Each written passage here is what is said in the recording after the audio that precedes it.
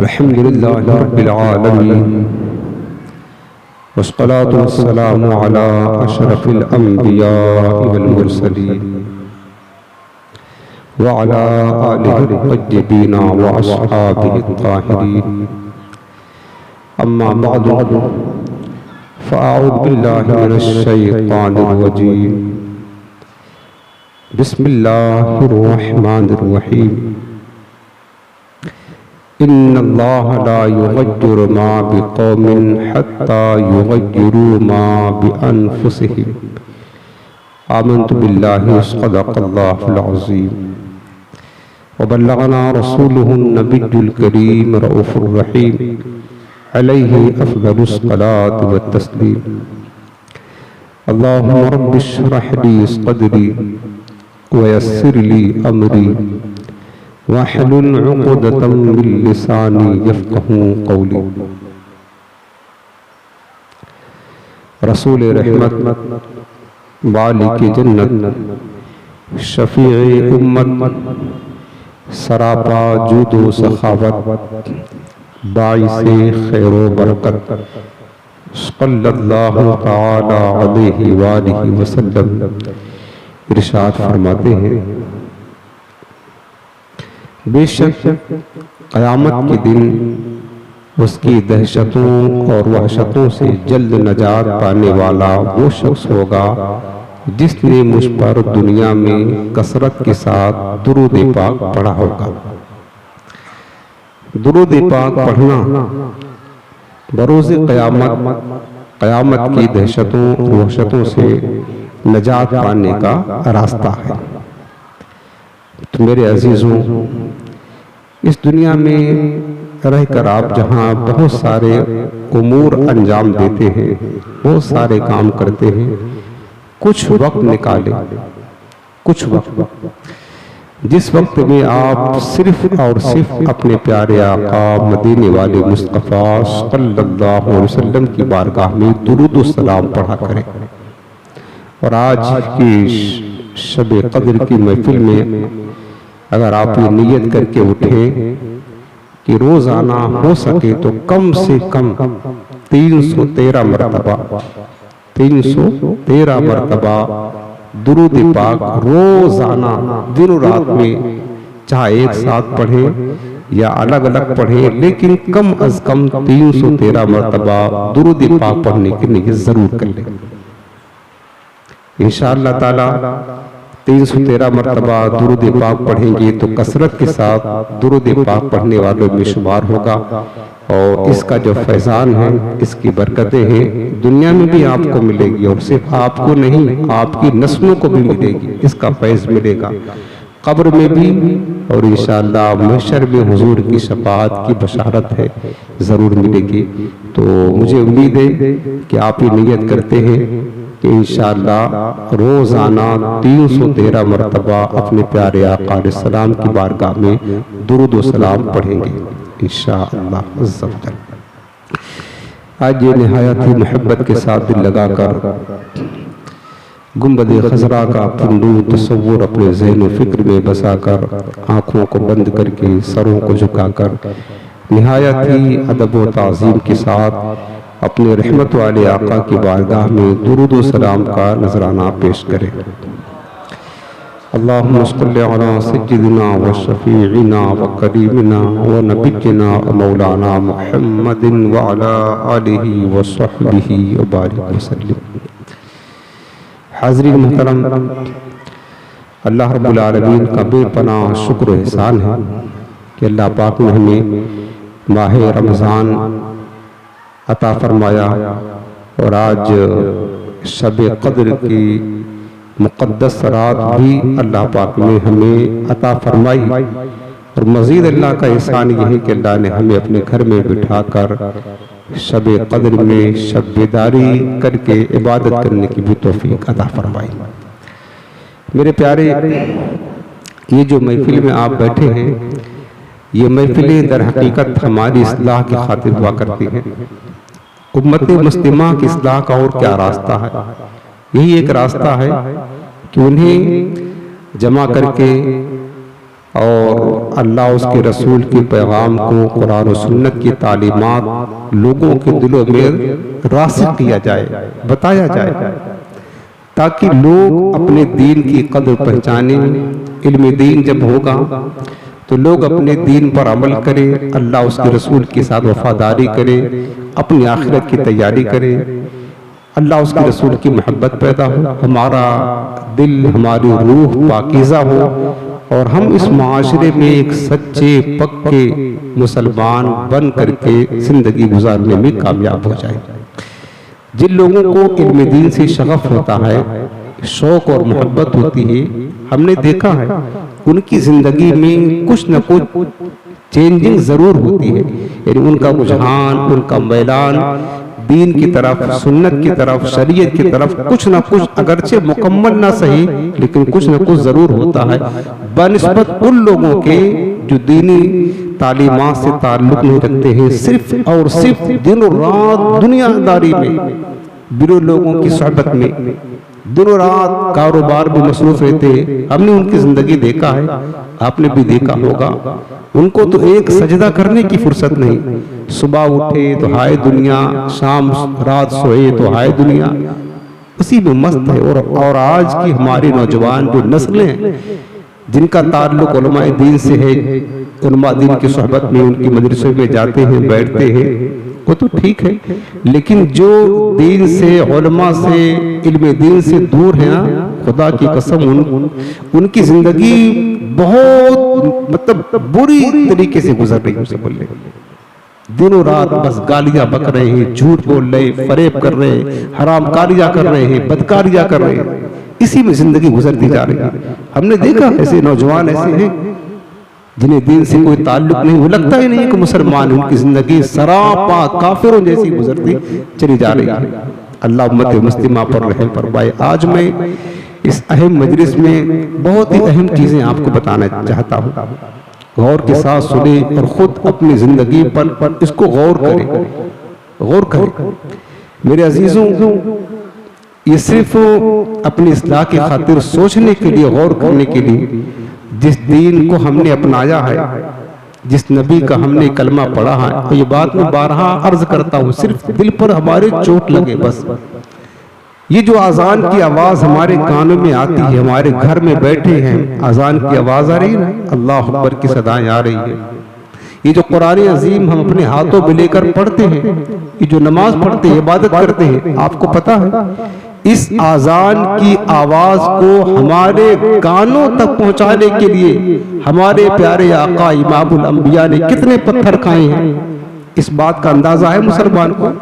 कितने पत्थर खाए हैं हमारे आका ने, कितनी गालियां बर्दाश्त की हैं, कितने ताने बर्दाश्त किया है, सहाबे कराम ने कितने खून बहाया है, कितने खून बहाया है, मुजाहिदीन इस्लाम ने अपने घर बार वतन छोड़ा है इस आजान की आवाज को हमारे गनों तक पहुंचाने के लिए। और आज हम इतने बेवफा हो गए अपने दीन से, इतने नाकदरे हो गए कि आजान की आवाज, जिस आजान को, जिस कुरान को हमारे घरों तक पहुंचाने के लिए हमारे आका अलैहिस्सलाम ने पत्थर खाए, खून बहाए, हमारे आका ने दुश्मनों की गालियां भी बर्दाश्त की, हमारे अस्लाफ ने, बुजुर्गों ने, सहाबा ने, औलिया ने अपना घर बार वतन छोड़ा, कुर्बानियां पेश की। आज हम उस आजान को सुनने के बाद जर्रा बराबर भी हमें एहसास नहीं होता है, जर्रा बराबर भी हमें एहसास नहीं होता। हम इतने गाफिल हो गए आजान से, नमाजों से, दीन से, हम इतने नाकदरे हो गए। मेरे अजीजों, दुनिया की जिंदगी याद रखना किसी भी तरह गुजर जाएगी, गुजर जाना है, मुसीबत में हो तो भी गुजरेगी, राहत में हो तो भी गुजर जाएगी। हर एक की जिंदगी गुजर जा रही है, गुजर जाएगी। असल मामला दुनिया का नहीं, असल मामला कब्र व आखिरत का है। असल जिंदगी आखिरत की है, असल जिंदगी आखिरत की है, आखिरत की, उसकी हमें फिक्र करना है। और याद रखना, कमा तज़रऊ तहसदू, इस दुनिया में जो बोओगे वही आखिरत में काटोगे, जो बोओगे वही काटोगे। आज जो मुसलमानों का हाल है, अपने दीन की नाकदरी करना, मुसलमानों का जो हाल है, दीन की नाकदरी करना।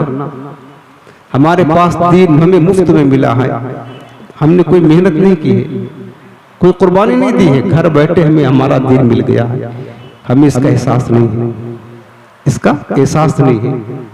ये वजह है कि अजान की आवाज आ रही है, हम लगे अपने दोस्तों के साथ, मोबाइल में लगे हैं, कारोबार में लगे हैं, कोई फिक्र नहीं है। आ रही अजान की आवाज, आने दो, कोई बात नहीं। नमाज का टाइम हो गया, होने दो, कोई बात नहीं। फिक्र है, ज्यादातर मुसलमानों को इसका एहसास नहीं है। मुसलमानों, हमें पता नहीं है कि हम खुद अपने हाथों से अपने दीन का कितना बड़ा नुकसान कर रहे हैं। अपने दीन का हम कितना बड़ा नुकसान कर रहे। वो दीन जो बड़ी शान से निकला था वतन से, परदेश में वो आज गरीबुल गुरबा है। आज हमारा दीन हमारे घर में अजनबी हो गया, अजनबी हो गया। बेशुमार मुसलमानों के घर ऐसे हैं, पूरा साल गुजर जाता है, मुसलमानों के घर का एक बच्चा भी कुरान खोलकर देखता तक नहीं। ये हो रहा नहीं है, अंदाजा लगा ले, पूरा साल गुजर गया। वो मेरे रब का कलाम है, वो मेरे रब का कलाम जिसको मेरे आका ने हम तक, हमारे घरों तक पहुंचाने के लिए पत्थर काए, हमारे घर में उसको पढ़ने वाला कोई नहीं।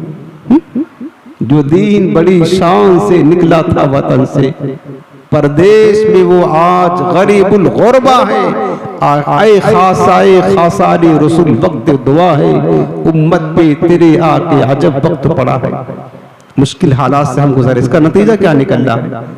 दीन से बेवफाई करना, दीन से, अपने दीन से दूर हो जाना और दीन की कदर ना करना। इसका नतीजा क्या निकल रहा है पता है?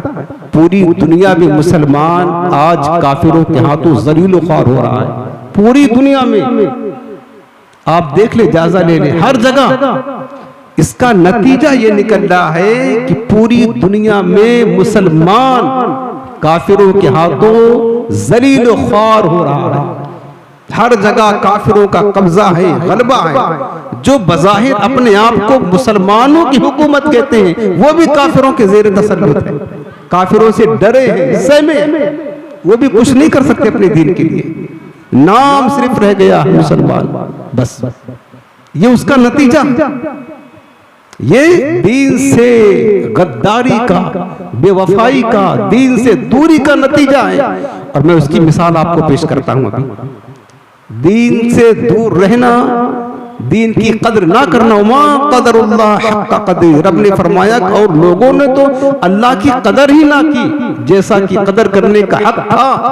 उसका सबसे बड़ा नुकसान ये हो रहा है कि आज हम जिल्लत, पसमानदगी और रुसवाई के गड्ढे में गिरते जा रहे हैं। और मुसलमानों की जान इतना आसान हो गया, इनका खून, कि इससे महंगा तो कुत्तों का खून है। मुसलमानों का खून इतना सस्ता हो गया है, इतना सस्ता, जहां पाया मुसलमानों को कत्ल कर दिया, कोई परवाह नहीं, कोई परवाह नहीं। ये हाल मुसलमान आज यहां तक पहुंच चुके। ये क्यों हो रहा है? ये क्यों हो रहा पता है? अब मैं इसकी वजह बताने लगा हूं, सुनो। आप तारीख पढ़ लें, जब तक मुसलमान अपने नबी के वफादार रहे, जब तक मुसलमान अपने दीन के वफादार रहे, खुदा की कसम तारीख हमारी है, तारीख है हमारी। अगर एक मुसलमान होता, सामने 1000 काफिर होता, एक मुसलमान 1000 काफिरों पर भारी पड़ता था। तारीख है, बताता हूं मैं आपको। हदीस पाक में है, सहाबे किराम बैठे हुए थे। मेरे आका ने पूछा, मेरे साहबा बताओ, अगर तुम्हारा मुकाबला काफिरों के साथ हो जाए तो तुम क्या करोगे?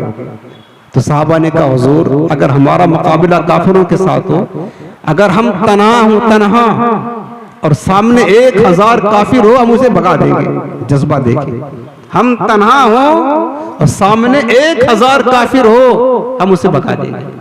मेरे आका बड़े खुश हुए। और सहाबे कराम, तो सहाबे कराम के ईमान को तो कोई पहुंच नहीं सकता है। सहाबे की कराम के ईमान को ये करके दिखाया, सिर्फ बात नहीं किया, करके दिखाया। मुल्क शाम की फुतूहात पढ़े, हमने पढ़ा है। हजरत खालिद बिन वलीद रज़ियल्लाहु ताला अन्हु, अजीम सिपह सालार, जर्नैल इस्लाम के, आप शाम की फुतुहात पढ़े, खालिद बिन वलीद रज़ियल्लाहु ताला अन्हु जब मुल्क शाम की फुतुहात में मसरूफ थे, सामने 10 लाख रूमियों का लश्कर जर्रार था, 10 लाख। और जानते हो उसके मुकाबले में खालिद बिन वलीद कितनी फौज लेकर गए? 10,000, 50,000, लाख, 10 लाख ना, सिर्फ 10 मुजाहिद लेकर के गए थे बस। 10 लाख रूमियों का लश्कर असलहा से लैस, खालिद बिन वलीद 10 मुजाहिद लेकर के जाते हैं, फतह याब होकर के आते हैं, रूमियों के दांत खट्टे कर देते हैं, जीत कर आते हैं, जीत कर। सहाबा ने कहा तो करके दिखाया, दर हकीकत ये जो राज था ना, वो नबी से मोहब्बत और वफादारी की बिना पर था, दीन की कदर करने की बिना पर था। मेरे आका करीम बड़े खुश हुए, लेकिन फिर मेरे हुजूर ने फरमाया कि मेरे सहाबा, मेरी उम्मत पर वो वक्त आने वाला है, वो वक्त आने वाला है कि सामने 1000 मुसलमान होंगे और उनके मुकाबले में एक काफिर होगा। मुसलमान एक काफिर के मुकाबले में 1000 होकर के भाग रहे होंगे डर के मारे। हुजूर की जो निगाहें नबुव्वत देखती थी वो सच्ची थी, और जो देखा मेरे आका ने, ये वाकया तारीख में हो चुका है। बगदाद की तारीख पढ़ ले, जब तातारी बगदाद में दाखिल हुए, पूरा इलाका मुसलमानों का था, एक तातारी काफिर किसी मुसलमान इलाके में घुसता, मुसलमान हजारों की तादाद में होते, हिम्मत नहीं थी कि तातारी का मुकाबला, एक तातारी का मुकाबला कर सके। वो तातारी मुसलमानों को गाजर मूली की तरह काटते हुए चला जाता था। क्यों? ईमान कमजोर हो चुका था, नबी की वफादारी से दूर हो चुके थे, दुनिया की लहवो लैब में, दुनिया की मशगूलियत में, दुनिया की मोहब्बत में गर्क हो चुके थे, अय्याशी में, ऐश परस्ती में दीन को छोड़ दिया था। नाम मुसलमान था बस। यूं तो सज्जिद भी हो, मिर्जा भी हो, अफगान भी हो, बताओ तुम सभी कुछ हो, बताओ क्या मुसलमान भी हो? हैदरी फक्र है ने दौलत इस्मानी है, अरे तुमको अस्लाफ से क्या निस्बत रूहानी है। वो मुअज़्ज़ज़ थे जमाने में मुसलमान होकर, और तुम खार हुए तारिके कुरान होकर। दरसे कुरान को अगर हमने न भुलाया होता, ये जमाना ना जमाने ने दिखाया होता। बात ये है बस, हमने अपना दीन भुला दिया। और रब्बुल आलमीन ने क्या फरमाया है? अल्लाह पाक ने फरमाया, इन्नल्लाह ला युग़य्यिरु मा बिक़ौमिन हत्ता युग़य्यिरु मा बिअनफुसिहिम। अल्लाह ताला किसी कौम से कोई नेमत बदलता नहीं है जब तक कि वो कौम खुद अपनी हालत ना बदल ले। दीन ये बहुत बड़ी नेमत है, अल्लाह ताला की बहुत बड़ी नेमत है।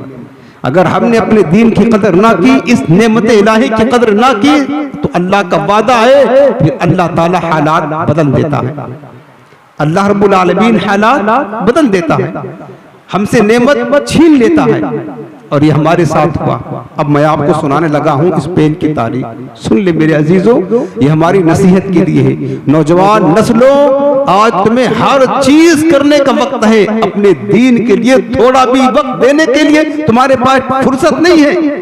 इतने मसरूफ हो गए जिंदगी में, इतने बिजी हो गए लाइफ में, कितनी तुम्हारी जिंदगी बिजी हो गई सिर्फ दुनिया की खातिर, माल की खातिर, बच्चों के लिए, दोस्तों के लिए, हर चीज के लिए टाइम है। बताओ तुमने अपने नबी के दीन के लिए क्या टाइम निकाला? ये बताओ। तुमने अपने नबी के कुरान के लिए क्या टाइम निकाला? ये बताओ। सब चीज के लिए टाइम देते हो, वक्त देते हो, अपने दीन के साथ वफादारी कब करोगे? ये बताओ। अब सुनो स्पेन की तारीख। स्पेन, इसका पुराना नाम अंदलुस है। स्पेन ये यूरोपियन कंट्री का सबसे पहला वो मुल्क है जिसको इस्लामी मुल्क होने का शरफ हासिल हुआ है। यूरोपियन कंट्री का सबसे पहला मुल्क है अंदलुस, पुराना नाम। इस वक्त का जो नाम है वो है स्पेन। सुनो, अपनी नसीहत के लिए अर्ज करता हूँ, आपकी इस्लाह के लिए अर्ज करता हूँ, उम्मते मुस्लिमा को झजोड़ने के लिए अर्ज करता हूँ। आज हमने सब वक्त अपने दुनिया के लिए यही रहना, मरना नहीं, जाना नहीं। दीन के लिए क्या किया है वो सोचो, क्या कर रहे हैं हम ये सोचो। स्पेन इस्लाम यूरोपियन कंट्री का सबसे पहला वो मुल्क है जिसको इस्लामी मुल्क होने का शरफ हासिल हुआ। हमारे प्यारे आका अलैहिस्सलाम की विसाल ज़ाहिरी की तकरीबन 80 बरस के बाद सन 90 से हिजरी का वाक़या है। हजरत तारिक बिन ज़ियाद रज़ियल्लाहु ताला अन्हु, इस्लाम का अजीम सिपह सालार, इस्लामी फौज लेकर जब यूरोप में एंट्री करता है इस्लामी फौज लेकर, तो सबसे पहला जो मुल्क फतह होता है वो अंदलुस, इस दौर का स्पेन फतह करता है। और जानते हो मेरे अजीजों, तारिक बिन ज़ियाद इस्लामी फौज लेकर गए। मैं तो रश करता हूँ, खुदा की कसम, इनका नाम जब हमारी जबान पर आता है ना तो रूह में कपकपी तारी हो जाती है कि कैसे मुजाहिद थे। कहाँ अरब, कहाँ यूरोप, अरब कहाँ, यूरोप कहाँ। तारिक बिन ज़ियाद जब इस्लामी फौज लेकर यूरोप में एंट्री करते हैं तो एक दरिया पड़ता था बीच में, दरिया कश्ती बनाकर दरिया को अबूर किया। जब उनके मुल्क में दाखिल हो गए तो कश्तियों को आग लगा दी, जला दिया। क्यों जला दिया? कश्तियों को लगा दी आग, इसलिए लगा दी वो एक जज्बा लेकर आए थे, या तो मरना है या तो मुल्कों को फतह करना है, बस इस्लामी परचम लहराना है। क्योंकि कश्ती पीछे होगी, कभी दुश्मन अगर हमको दौड़ाए तो पीछे हमें भागने का एक तसव्वुर रहेगा ना कि कश्ती है, चलो बैठ करके वापस निकल जाएंगे। अगर कश्तियां जला देंगे तो सामने दुश्मन, पीछे दरिया है, मरना इधर भी है, मरना इधर भी है। कश्तियां जला दी, सुभान अल्लाह, जज्बा देके शहादत है मतलूब मकसूद मोमिन, न माले गनीमत न किश्वर कुशाई। अरे दुआ आलम से करती है बेगाना दिल को, अजब चीज है लज्जत आशनाई। कैसी मोहब्बत थी यार उनको, अल्लाह उसके रसूल थे। घर बार छोड़ आए अरब में अल्लाह का नाम रोशन करने के लिए, दीन का कलमा बुलंद करने के लिए, आने वाली उम्मत तक इस्लाम पहुंचाने के लिए, दीन मुस्तफ़ा को पहुंचाने के लिए, निज़ाम मुस्तफ़ा का निफाज करने के लिए, अल्लाह का कलमा बुलंद करने के लिए सब कुछ छोड़ दिया। कहां अरब, कहां यूरोप, काफिरों के मुल्क में दाखिल हो गए और पीछे जाने का रास्ता ही बंद कर दिया। कहा या तो फतह करेंगे या तो शहादत पाएंगे। शहादत है मतलूब मकसूद मोमिन, ये मकसद लेकर के आए। मेरे अजीजों जरा गौर करो, वो भी तो मुसलमान थे, उनके पास तो कारोबार था और उनके पास बीवी बच्चे थे, उनके पास दुनिया की मसरूफियत थी ना, सब कुछ था, लेकिन अल्लाह उसकी रसूल की मोहब्बत में सब कुछ कुर्बान कर दिया। ये कुर्बानियां देखी। और फिर क्या हुआ, जब जिहाद किया उन्होंने तो स्पेन को फतह कर लिया। सुभान अल्लाह, सबसे पहला मुल्क यूरोप का स्पेन फतह कर लिया। और फतह करने के बाद उस वक्त से लेकर के तकरीबन 800 बरस तक स्पेन में इस्लामी हुकूमत कायम रही। हजारों मस्जिदें बनी, हजारों मस्जिदें बनी, इस्लामी हुकूमत निज़ाम मुस्तफ़ा का निफाज होता रहा।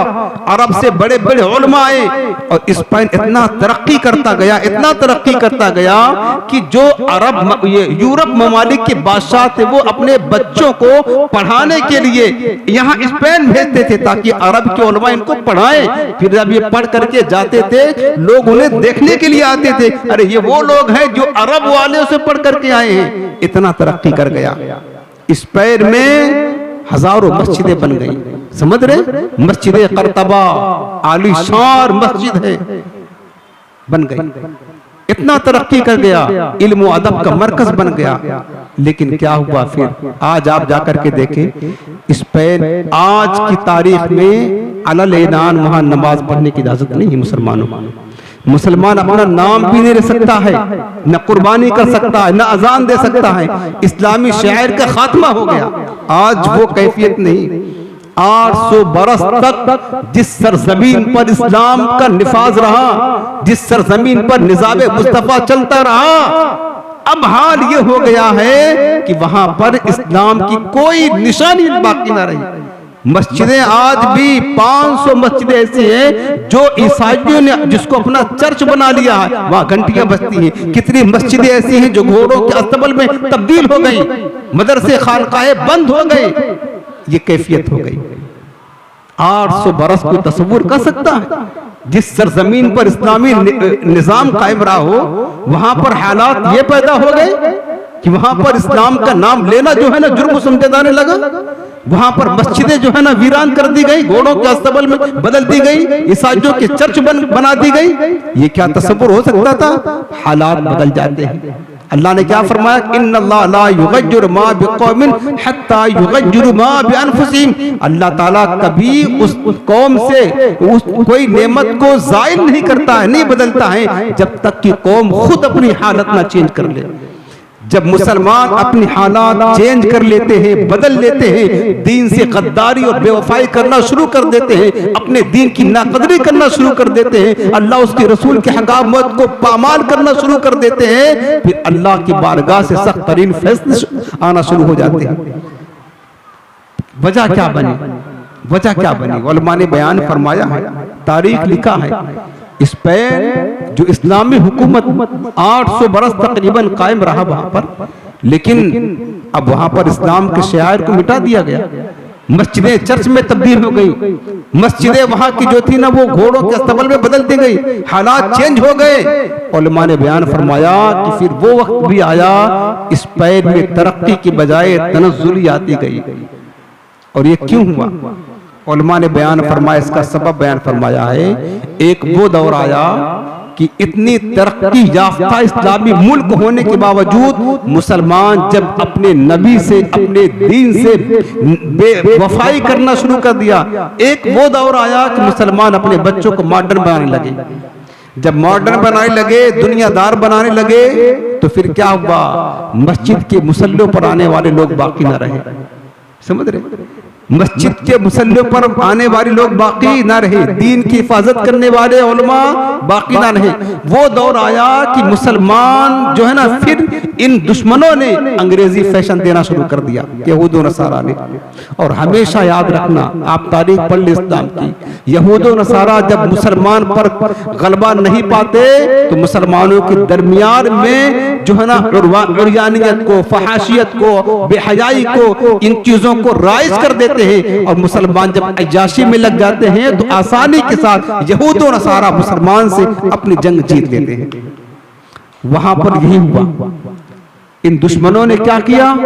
अय्याशी को फैला दिया, बेहयाई को फैला दिया, अंग्रेजी फैशन को फैला दिया। मुसलमान अय्याशियों में लग गए, बेहयाइयों में लग गए। अब लोग अपने बच्चों को दीनदार नहीं बनाते थे, दीनी तालीम नहीं पढ़ाते थे, दीन नहीं सिखाते थे, उलमा नहीं बनाते थे, हुफ़ाज़ नहीं बनाते थे, दीन का तालिब इल्म नहीं बनाते थे। लोग अपने बच्चों को मॉडर्न बनाने लगे। वो स्पेन की तारीख में लोग अपने बच्चों को दुनिया में की तालीम बढ़ चढ़ करके हिस्सा लेने लगे, वो दुनिया की तालीम देने लगे, दीन से दूर हो गए, दीन की नाकदरी शुरू कर दी, दीन पर अमल करना छोड़ दिया, दीन का एहसास नहीं किया, और फहाशी, उर्यानियत, बेहयाई और क्या कहते हैं अय्याशी में मसरूफ हो गए, दुनियादारी में पड़ गए। नतीजा क्या निकला कि दीन उनकी नजरों में हल्का हो गया। जब दीन हल्का हो गया तो याद रखना मेरे अजीजों, ये बात उलमा ने बयान फरमाया है, जब किसी जगह के मुसलमान नमाज पढ़ सकते हो फिर भी ना पढ़े, रोजा रख सकते हो फिर भी ना रखे, कुरान पढ़ सकते हो फिर भी ना पढ़े, दीन पर अमल कर सकते हो फिर भी ना करे, दाढ़ी शरीफ हुजूर की सुन्नत को रख सकते हो फिर भी ना रखे, और दीन पर अमल कर सकते हो फिर भी ना करे, फिर अल्लाह की बारगाह से सख्त तरीन फैसले आते हैं, हालात बदल जाते हैं। जब मुसलमान अपने दीन की नाकदरी करने लगते हैं, अल्लाह ताला उनके हालात बदल देता है। फिर वो हालात पैदा हो जाते हैं कि मुसलमान चाहते हुए भी कि नमाज पढ़ ले, नहीं पढ़ सकते, चाहते हुए भी कि आजान दे ले, नहीं दे सकते, चाहते हुए भी कि कुरान पढ़ ले, नहीं पढ़ सकते हैं, इस्लामी शायर को अपना ले, फिर चाहते हुए भी नहीं कर सकते। स्पेन में यही हुआ, यही हुआ। जब वक्त था दीन पर आसानी के साथ अमल कर सकते थे, नमाज पढ़ सकते थे, कुरान पढ़ सकते थे, अपने दीन के कलिमे को बुलंद कर सकते थे, उन्होंने नाकदरी की, छोड़ दिया। अल्लाह की बारगाह से हालात चेंज हो गए।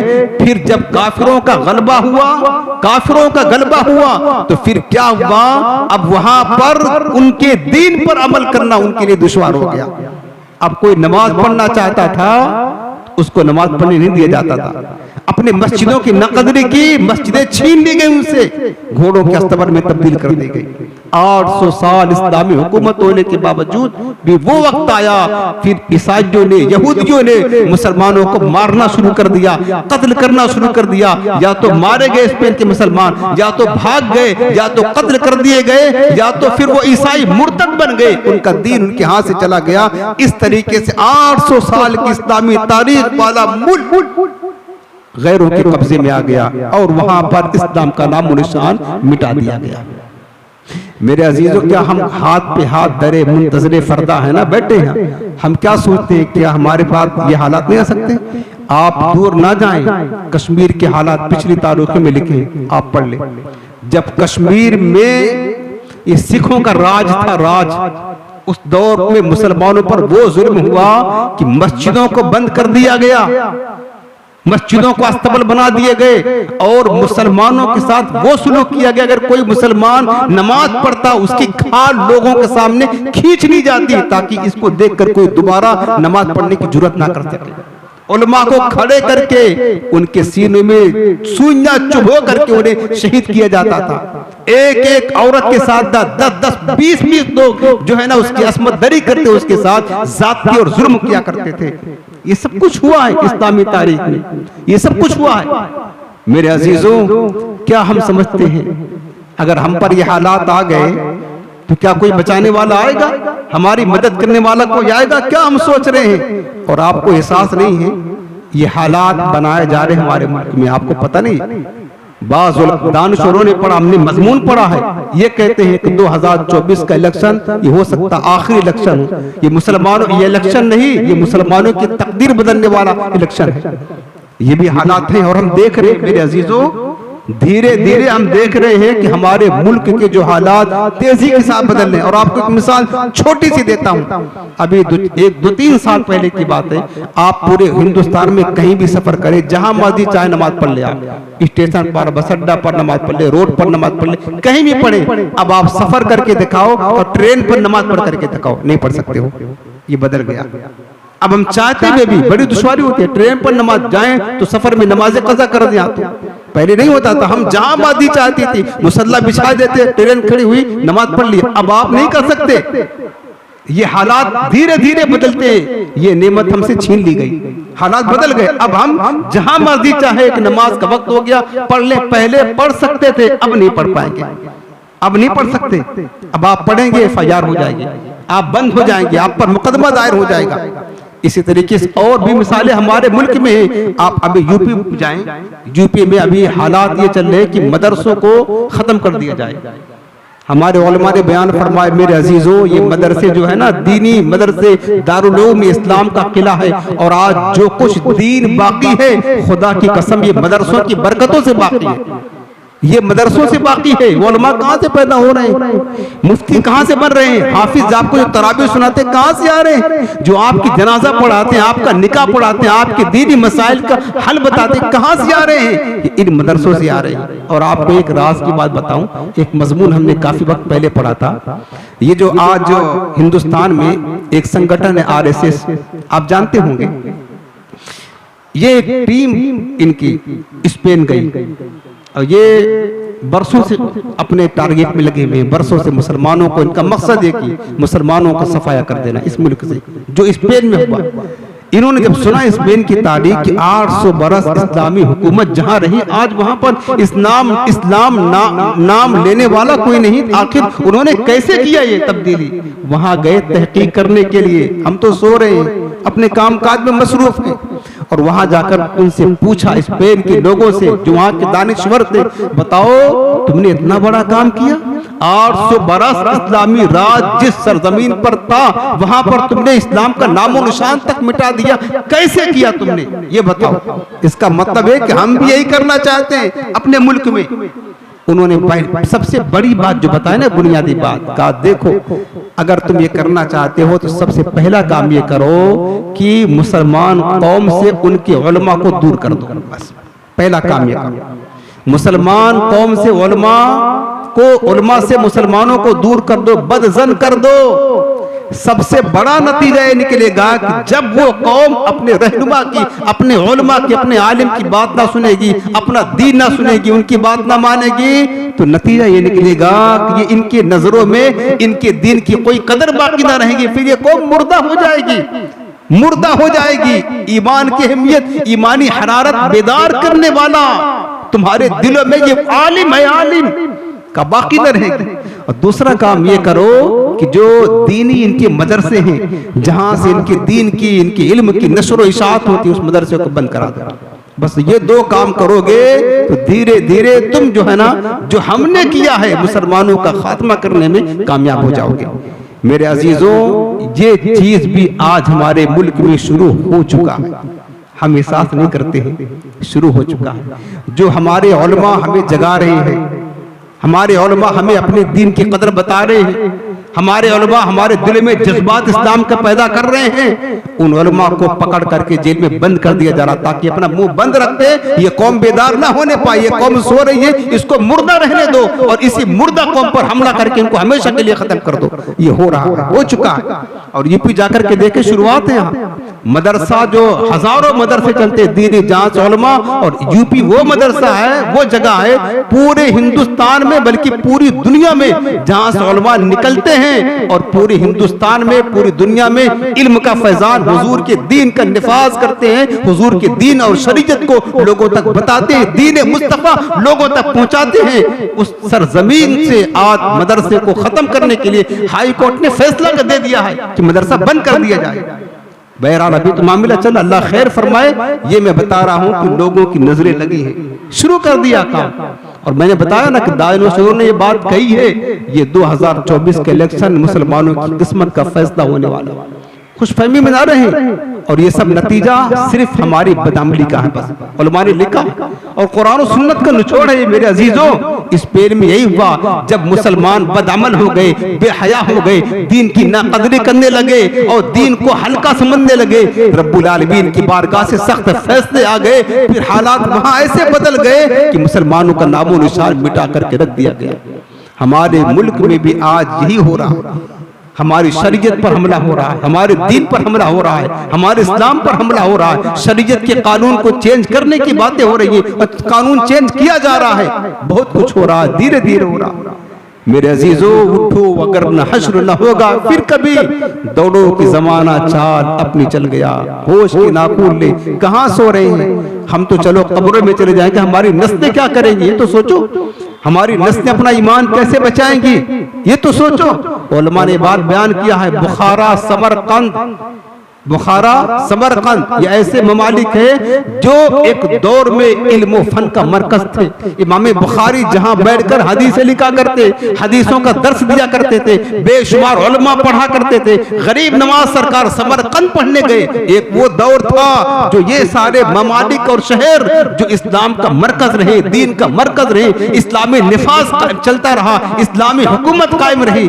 आज वहां पर इस्लाम का कोई भी चीज निशानी बाकी ना रही, सब खत्म कर दी गई, सब खत्म कर दी गई। मेरे अजीजों, बर्मा के हालात आपके सामने, मदारिस को खत्म किया गया, उलमा को चुन चुन करके मारा गया, बच्चों को माओ की गोद से छीन करके आग में झोंक दिया गया, सब कुछ हो रहा। क्या हम सोचते कौन कोई बोलने वाला है? आज आप फलस्तीन में देख ले जो हालात है, कौन दुनिया का कोई मुल्क, 56 इस्लामी कंट्री है, कोई बोलने के लिए तैयार है? अगर एक साथ के बोले, आवाज उठाएं तो ये जुल्म ना हो, लेकिन कोई सबके ज़मीर मर चुके हैं, कोई बोलने के लिए तैयार नहीं। हालांकि उनके पास पावर है, ताकत है, बोल सकते हैं, लेकिन तमाशा बन करके देख रहे हैं। क्या हम सोच रहे हैं अगर हमारे ऊपर ये हालात आ गए तो आपको बचाने के लिए कोई आएगा आगे? कोई नहीं आएगा। खुशफहमी में ना रहे, कोई नहीं बोलेगा। क्या सोचते हैं यार कि क्या हम पर ये हालात नहीं आ सकते? हालात बन चुके हैं, मंसूबे तैयार हो चुके हैं। मेरे अजीजों, हमें मिटाने के लिए, खत्म करने के लिए हमारी मस्जिद में आज देख लो जो क्या कहते हैं स्पेन में हुआ, स्पेन में हुआ, मस्जिदें चर्च में तब्दील की गई। आज ये हमारे मुल्क में शुरू हो चुका है। कितनी मस्जिदें तोड़ दी गई, शहीद कर दी गई, पता कितनी दरगाहें शहीद कर दी गई, और आए दिन ये तमाशा हो रहा है। कितने मदरसे गैर कानूनी बता करके तोड़ दिए गए। वहां पर क्या हो रहा है? सबसे बड़ी मस्जिद, बाबरी मस्जिद, तमाशा देख लो, उसको जो है ना मंदिर में तब्दील नहीं कर दिया गया। तोड़ नहीं दी गई। बरसों पुरानी मस्जिदें, इतनी बड़ी मस्जिद, इतनी पुरानी मस्जिद, उसका जब ये हाल है तो छोटी छोटी हमारी मस्जिदों का क्या अंजाम होगा, क्या हाल होगा बताओ। सोचो सही, हालात तो बदल रहे हैं ना, वही हालात हो रहे हैं जो स्पेन में हम देखते हैं ना, बिल्कुल सेम हमको लगता है जो स्पेन के हालात थे, वही हालात आज हिंदुस्तान में बनाए जा रहे हैं। खुदा ना करे वो दिन आए मेरे अजीजों, अपने दीन के साथ वफादारी करो, अपने रब के साथ, अपने नबी के साथ, अपने रसूल के साथ वफादारी करो। अल्लाह उसके रसूल की पनाह में आ जाओ, उससे मोहब्बत करो, दीन की कदर करो। यार कुछ भी हो, अगर कम से कम अगर हम अपने दीन पर कायम रहेंगे, जमे रहेंगे, तो हम अगर मरे भी इंशाअल्लाह शहादत की मौत पाएंगे। मेरे अजीजों, शहादत की मौत पाएंगे। अपने हालात को चेंज करें, अपने आप को सिर्फ दुनिया में मशगूल ना रखें, दीन की तरफ आए, अपने उलमा से अपना राब्ता मजबूत करें। बड़े बड़े उलमा इस दुनिया से उठते चले जा रहे हैं, जो हमारे लिए बोलते थे, मुसलमानों को बेदार कर रहे थे, मुसलमानों में तब्दीली ला रहे थे, वो उलमा सलाखों के पीछे उनको ढकेल दिया गया। और ये हो रहा, जो बोलेगा उसको पीछे फंसा करके डाल दिया जाएगा। जुल्म की इंतहा हो गई, हम तमाशा बने। और आज भी हम सिर्फ मशगूल दुनियादारी में, वही यूट्यूब, वही फेसबुक, वही व्हाट्सएप, वही मोबाइल, वही नेट, वही कारोबार, उसी में लगे हुए, हमें कुछ होश नहीं। हमारी किस्मत के फैसले लिखे जा चुके हैं, लिखे, हमें तबाह और बर्बाद करने के, हमारी नस्लों को मुर्तद करने के फैसले बन चुके हैं। मेरे अजीजों, हमारी लड़कियों को देखो, हमारी बच्चियों को मुर्तद नहीं बनाया जा रहा है। क्या हो रहा है स्कूलों में आज, जो गैर मुस्लिमों के स्कूल हैं, उसमें आज कुफरिया गीत बच्चों को, कितने मुसलमान बच्चे पढ़ते हैं, कुफरिया गाने बकते हैं, कुफरिया गीत गाते हैं, कुफरिया दुआएं पढ़ते हैं। इस तरीके से वो बचपन ही से अपना ईमान बर्बाद करके बैठे हुए। क्या होगा उनका बताइए। अपने आप को चेंजिंग पैदा करें, चेंजिंग करें मेरे अजीजों, चेंजिंग करें। वक्त बहुत नाजुक है, अल्लाह उसके रसूल से वफादार रहे। और याद रखना मेरे अजीजों, कोई आपका सहारा नहीं देने वाला है, कोई भी। अगर आप पर आफत आ गई, हालात चेंज हो गए, हालात बदल गए, मुसीबत आई, दुश्मनों के हमले हुए, खुदा की कसम कोई आपका साथ नहीं देगा। लेकिन अगर आप अल्लाह उसके रसूल के वफादार रहे, रब से मदद मांगते रहे, तो रब्बुल आलमीन का ये वादा है, सच्चा है, वकाना हक्कल अलैना नस्रुल मुमिनीन। रब ने फरमाया और हम पर मुसलमानों की मदद करना हक है। रब्बुल आलमीन की मदद आएगी, लेकिन कब आएगी? जब हम अपने रब के साथ वफादारी करेंगे तब आएगी। वला तहिनु वला तहज़नु व अंतुमुल आलौना इन कुंतुम मुमिनीन। रब ने फरमा दिया, मुसलमानों गम ना करो, सुस्ती ना करो, सुस्ती ना करो, तुम गालिब रहोगे, लेकिन शर्त है कि सच्चे मोमिन बनकर के रहो तब। और हम इस तरह रहेंगे, नमाजों से दूर, दीन से दूर, बेहयाई करेंगे, बुराई करेंगे, गालियां बकेंगे, वादा खिलाफी करेंगे। और ये सब कुछ हमारा, हर तहजीब काफिरों का हमारे पास है, हर तहजीब काफिरों की, चलना फिरना काफिरों का, हमारा हुलिया, लिबास, हमारा चेहरा, हमारा तरीका, हमारा अंदाज, सकाफत, सब काफिरों का, सब यहूदियों का, सब नसरानियों का। हमारी शादी होती है, हमारा बर्थडे पार्टी होता है, सब यहूदियों का, सब काफिरों का, सब गैरों का। इस्लाम का क्या है? सिर्फ नाम है मुसलमान है, सब काफिरों के तरीके पर चल रहे हैं, झूठ बोल रहे हैं, बेवफाई कर रहे हैं, धोखा कर रहे हैं, हराम खा रहे हैं, क्या कुछ कर रहे हैं। सर हर अंदाज काफिरों का, हर अंदाज, हर तरीका। अरे आप मुसलमान हो, खुदारा आपको कहीं अब किसी मतलब चीज को अपनाने के लिए खैरात देने की जरूरत नहीं है। आप मुसलमान हो, आपके नबी करीम ने बहुत बड़ी नेमत इस्लाम का निजाम दिया है। और ये भी याद रखना मेरे प्यारे, इस्लामी निफाज को कायम करना सिर्फ उलमा का काम नहीं है। दीन की खिदमत करना, इस्लाम को आगे फैलाना, इस्लाम की नशर इशाअत करना सिर्फ आलिम का काम नहीं। जो मुस्तफा का कलमा पढ़ता है उसकी जिम्मेदारी, हर फर्द की जिम्मेदारी, हर फर्द की। अपने अपने अंदाज में हुजूर के दीन को बचाए, हिफाजत करे। मेरे प्यारे, बात खत्म करता हूं, अपनी जिंदगी चेंज करें, अपने दीन के साथ नाकदरी ना करें, बेवफाई ना करें, जिंदगी खत्म हो जाएगी, मर जाएगी। और अल्लाह ताला पूछेगा अल्लाह ताला पूछेगा। सबसे बड़ी नेमत जो दीन है, इस्लाम है, मुस्तफा की जात है, हुजूर का दामन करम है, इसके बारे में पूछेगा। सुम्मा लतुसअलुन्ना यौमइज़िन अनिन नईम, फिर तुमसे जरूर नेमतों के बारे में पूछा जाएगा। इसकी बहुत सारी तफसीरें हैं। उलमा फरमाते हैं सबसे बड़ी नेमत जाते मुस्तफा हमारे लिए, अल्लाह इनके बारे में पूछेगा। बताओ तुमको हमने अपना प्यारा सबसे बेहतरीन महबूब और नबी अता किया था, तुमने अपने महबूब की, अपने नबी की कितनी कदर की? ये जो नेमत उज़्मा है, बताओ तुमने इनकी कितनी कदर की? ये पूछा जाएगा। हमारी दुनिया भी तबाह हो रही है, आखिरत भी बर्बाद हो रही है। ऐसा ना करें, अपने दीन के लिए वक्त दे। उलमाए अहले सुन्नत, उलमाए हक, इनके साथ वाबस्ता रहे। और ये जो यूट्यूब पे भकारी भिकारी आते हैं ना, हर कोई मुंह उठा करके आता, बस यूट्यूब पर बयान देना शुरू कर देता है। कोई सहाबा को गालियां बक रहा है, कोई अहले बैत की गुस्ताखियां कर रहा है, कोई उलमा की बेअदबियां कर रहा है। हर एक का बयान न सुना करे, यूट्यूब पे बैठकर अपना दीन न बर्बाद करे। इस पर अच्छे भी हैं, बुरे भी हैं। हमेशा उलमाए हक, अहले सुन्नत, इनकी ही बात माने। किसी और तरफ जाओगे, बाद लोगों का मिजाज होता, हम तो सबकी सुनते हैं, सुनो तुम जाओ जहन्नम में, हम सबकी नहीं सुनते हैं। आका ने फरमाया एक जन्नत में जाएगा, हम खाली वही जन्नती की सुनते हैं, हम 72 की नहीं सुनते हैं, सबकी नहीं सुनते हैं। बाद लोगों का मिजाज होता है, ये मिजाज न बनाए अपना। और यूट्यूब पे ज्यादा जो बैठे हुए हैं ना, ऐसे ऐसे ढफाली लोग बैठे हुए हैं, ऐसे चमार और भिखारी बैठे हुए हैं। खुदा की कसम कुरान पढ़ना नहीं आता, मैं आपको बताऊंगा, कुरान नहीं पढ़ना आता है, वो लोगों को दीन सिखा रहे हैं। कुरान पढ़ना नहीं आता, देख करके वो लोगों को दीन सिखा करके उनके अकीदे बर्बाद कर रहे हैं। और अपना दीन सीखो मेरे अजीजों सुन्नियों। तुम्हारे अंदर सबसे बड़ी कमी यह है कि तुम अपना दीन नहीं सीखते हो, कोरा रहता है तुम्हारा जहन, तुम्हारे दीन पता नहीं होता है। फिर गैर जब अपना दीन डालता है अपने मर्जी के मुताबिक, मार्केट में नया नया दीन आता वो डालता है, तो तुम अपने दीन तो सीखते नहीं हो, फिर उसी को सच्चा समझ करके मानना शुरू कर देते हो और फिर तबाह हो जाते हो। ऐसा ना करें। हमारे बुजुर्गों ने फरमाया है कि जूते नए खरीद दो, कपड़े पुराने हो चेंज कर लो, घर चेंज करना वो भी कर लो, गाड़ी पुरानी हो नई ले लो, सब कुछ खरीद दो नया। लेकिन दीन पुराना ना भाई, पुराना रहने देना, नया कभी मत लेना। मार्केट में भी और दीन आएंगे, और दीन आएंगे। 73 फिरके है ना, 72 नए नए दीन आएंगे मार्केट में। तो दीन जो नया आए वो ना अपनाना, दीन पुराना 14 सदियां पहले वाला जो आए ना, उसी को आप चुपचाप पकड़ करके बैठे रहना मजबूती के साथ, उसको चेंज नहीं करना। अगर दीन चेंज कर लिया कपड़ों की तरह, जूती की तरह, तो समझ ले फिर आप तबाह हो गए।